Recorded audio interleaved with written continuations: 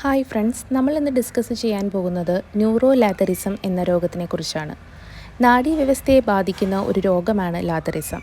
ലാത്തറിസ് ജനുസിലെ ചില പയർവർഗ്ഗങ്ങൾ കഴിക്കുന്നത് മൂലം ഉണ്ടാകുന്ന ഒരവസ്ഥയാണിത്. പ്രധാനമായും 3 തരം ലാത്തറിസമാണുള്ളത്. 1. ന്യൂറോലാത്തറിസം, 2. ഓസ്റ്റിയോലാത്തറിസം, 3. ആൻജിയോലാത്തറിസം.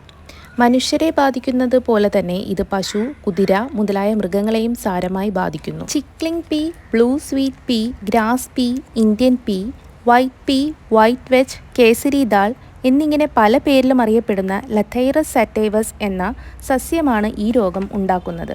ബംഗ്ലാദേശ്, എത്യോപ്യ, ഇന്ത്യ, നേപ്പാൾ തുടങ്ങിയ വികസ്വര രാജ്യങ്ങളിലാണ് പ്രധാനമായും ഈ രോഗം റിപ്പോർട്ട് ചെയ്യപ്പെട്ടിട്ടുള്ളത്. ഇന്ത്യയിലാകട്ടെ ഉത്തർപ്രദേശ്, ബീഹാർ, മധ്യപ്രദേശ്, ഛത്തീസ്ഗഡ് എന്നീ സംസ്ഥാനങ്ങളിലാണ്. തികച്ചും സാധാരണക്കാരായ മധ്യപ്രദേശിലെയും ഛത്തീസ്ഗഡിലെയും ഒക്കെ പാവപ്പെട്ട കർഷകർക്ക് കൂലിയായി ലഭിക്കുന്നത് ഈ പയറായിരുന്നു. ഈ ചെടിക്ക് ഒരുപാട് സവിശേഷതകളുണ്ട്. ഇതിന് വളർച്ചയെയും വെള്ളക്കെട്ടിനെയും അതിജീവിക്കാൻ കഴിയും. ലവണാംശം കൂടുതലുള്ള മണ്ണിലും ഇത് സമൃദ്ധിയായി വളരുന്നു. ഈ സസ്യത്തിൻ്റെ വളർച്ചയ്ക്ക് പ്രത്യേകം വളം ആവശ്യമില്ല. മാത്രമല്ല, ഇവ വിളനിലങ്ങളെ കൂടുതൽ ഫലഭൂയിഷ്ഠവുമാക്കുന്നു. ഒപ്പം തന്നെ കർഷകന് മികച്ച വിളലാഭവും ഉണ്ടാക്കുന്നു. ഈ ദാലിലെ ന്യൂട്രീഷൻ അഥവാ പോഷണ ഘടകങ്ങളും നമ്മെ വിസ്മയിപ്പിക്കുന്നു. ഏറ്റവും പ്രോട്ടീൻ സമ്പുഷ്ടമായ സോയാബീനിൻ്റെ തൊട്ടടുത്ത സ്ഥാനമാണ് ഈ ദാലിനുള്ളത്. അതോടൊപ്പം തന്നെ കാൽസ്യം, ഫോസ്ഫറസ്, സിങ്ക്, മഗ്നീഷ്യം എന്നീ ഘടകങ്ങളും അടങ്ങിയിട്ടുണ്ട്. പലതരം എസൻഷ്യൽ അമിനോ ആസിഡുകളും പോളിഫിനോളുകളും ഇതിനെ പോഷണമൂല്യമുള്ളതാക്കുന്നു. ഇത്രയധികം ഗുണങ്ങളുള്ളപ്പോൾ തന്നെ ഈ ഭക്ഷ്യവസ്തുവിൽ മാരകമായ ഒരു ന്യൂറോടോക്സിൻ അഥവാ നാഡീവിഷം അടങ്ങിയിരിക്കുന്നു. ODAP, beta oxalyl L alpha beta diamino propionic acid അഥവാ BOAA എന്ന പേരിലും ഈ വിഷം അറിയപ്പെടുന്നു. BOAA എന്നാൽ ബീറ്റ ഓക്സൈൽ അമിനോ അലനൈൻ എന്നാണ്.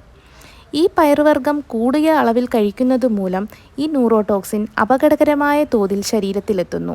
മോട്ടോർ ന്യൂറോൺസിനെയാണ് ഇത് പ്രധാനമായും ബാധിക്കുന്നത്. ഇരുകാലുകളിലെയും ചലനശേഷി നഷ്ടപ്പെടുകയും പാദത്തിലെയും മുട്ടിലെയും അസ്ഥികളെയും സന്ധികളെയും പേശികളെയും ഏതാണ്ട് പൂർണ്ണമായി തന്നെ തകരാറിലാക്കുകയും ചെയ്യുന്നു. ചിലപ്പോൾ മരണം വരെയും ഈ രോഗം കൊണ്ട് ഉണ്ടായേക്കാം. പ്രധാനമായും 3 ഘട്ടങ്ങളായി നമുക്ക് ഈ രോഗത്തിനെ തരംതിരിക്കാം. ഒന്നാമതായി നോസ്റ്റിക് സ്റ്റേജ് അല്ലെങ്കിൽ മൈൽഡ് സ്റ്റേജ് എന്ന് പറയുന്നു. രോഗത്തിൻ്റെ പ്രാരംഭഘട്ടമാണ് ഇത്. കാലുകളിലെയും കണങ്കാലുകളിലെയും ബലഹീനതയും വേദനയോടുകൂടിയ പേശി സങ്കോചവും ഈ കാലഘട്ടത്തിൽ അനുഭവപ്പെടുന്നു. മുട്ടുമടക്കാനുള്ള ബുദ്ധിമുട്ടും വേദനയും കൂടിക്കൂടി വരുന്നതും ഈ ഘട്ടത്തിലാണ്. ഇതോടൊപ്പം തന്നെ അതിശക്തമായ മലബന്ധവും അനുഭവപ്പെടുന്നു. അടുത്ത ഘട്ടമാണ് 1 സ്റ്റിക്ക് സ്റ്റേജ്. കൂടിയ തോതിലുള്ള വേദന കാരണം ഒരു വടിയുടെ സഹായത്തോടെ മാത്രം നടക്കാൻ സാധിക്കുന്നു. അടുത്ത ഘട്ടമാണ് 2 സ്റ്റിക്ക് സ്റ്റേജ്. ഇതിനെ ലിംബിംഗ് സ്റ്റേജ് എന്നും അറിയപ്പെടുന്നു. 2 വടിയുടെ സഹായത്തോടെ മാത്രം നീങ്ങാൻ പറ്റുന്ന ഒരു അവസ്ഥയാണിത്. അവസാനത്തെ സ്റ്റേജാണ് ക്രോളിംഗ് സ്റ്റേജ്. ഈ സ്റ്റേജ് ആകുമ്പോഴേക്കും പേഷ്യൻറ്റിന് പൂർണ്ണമായും കാലുകളുടെ ചലനശേഷി നഷ്ടമാകുകയും നീങ്ങാൻ വേണ്ടി കൈകൾ ഉപയോഗിക്കുകയും ചെയ്യേണ്ടി വരുന്നു.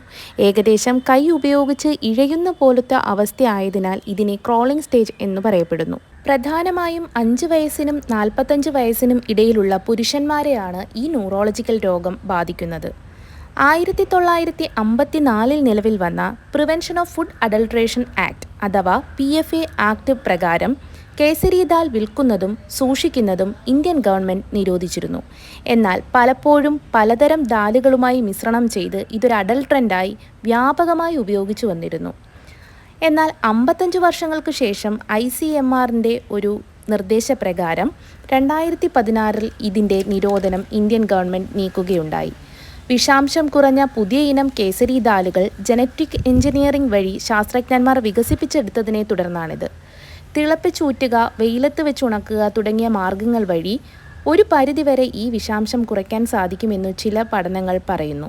പക്ഷേ മറ്റു ചില പഠനങ്ങൾ ഈ പ്രക്രിയകൾ വിഷാംശത്തിൻ്റെ അളവ് കൂട്ടുന്നതായി കണ്ടെത്തിയെന്നും അവകാശപ്പെടുന്നു. FSSAIയുടെ നിർദ്ദേശപ്രകാരം ചെറിയ അളവിൽ ഹ്രസ്വകാലത്തേക്ക് കേസരി ദാൽ കഴിക്കുന്നത് ആരോഗ്യ പ്രശ്നങ്ങൾ ഉണ്ടാക്കുന്നില്ല എന്നാണ് പറയപ്പെടുന്നത്. ന്യൂറോലാത്തറിസവുമായി ബന്ധപ്പെട്ട ഏതാണ്ട് എല്ലാ വിവരങ്ങളും നമ്മൾ ഡിസ്കസ് ചെയ്തു കഴിഞ്ഞു. എല്ലാവർക്കും നന്ദി.